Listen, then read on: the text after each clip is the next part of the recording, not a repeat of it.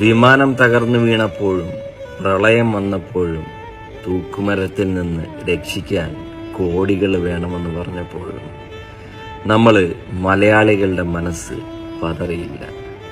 പക്ഷേ അർജുനെ, സഹോദര, ഞങ്ങൾക്കൊന്നും ചെയ്യാൻ കഴിയുന്നില്ലല്ലോടാ. 6 ദിവസമായി മലയാളിയായ നമ്മുടെ അർജുൻ എന്ന സഹോദരൻ കർണാടകയിലെ ശിരൂരിൽ മണ്ണിനടിയിൽ അകപ്പെട്ടിട്ട് ഇത്രയും മാധ്യമ ശ്രദ്ധ നേടിയ ഒരു അപകടമുണ്ടായിട്ടും അതൊരു ഡ്രൈവറല്ലേ മണ്ണിനടിയിൽ പോയത് എന്ന് വളരെ നിസ്സാരമായി പറഞ്ഞു തള്ളുന്ന അധികാരികളെ കാണുമ്പോൾ വെറും പുച്ഛമാണ് മനസ്സിൽ തോന്നുന്നത്.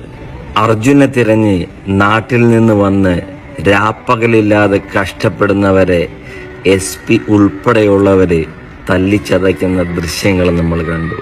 ലാൻഡ് സ്ലൈഡിങ്ങിൽ പെട്ടവരെ രക്ഷിക്കുന്ന വിദഗ്ധരായവർ കേരളത്തിൽ നിന്ന് വന്നപ്പോൾ അവരെ പോലും തടയുന്ന അധികാരികളെ നമ്മൾ കണ്ടു.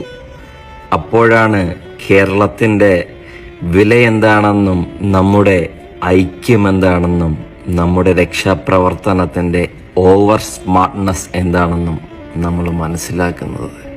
സത്യം പറഞ്ഞാൽ ഇത് കേരളത്തിലായിരുന്നെങ്കിൽ നമ്മുടെ ആ അനുജൻ അവന്റെ കുടുംബത്തോടൊപ്പം ഇപ്പോ ഒരു ഗ്രൂപ്പ് ഫോട്ടോയും എടുത്ത് മാധ്യമങ്ങളുടെ മുന്നിലേക്ക് വരുന്നത് നമുക്ക് കാണാമായിരുന്നു.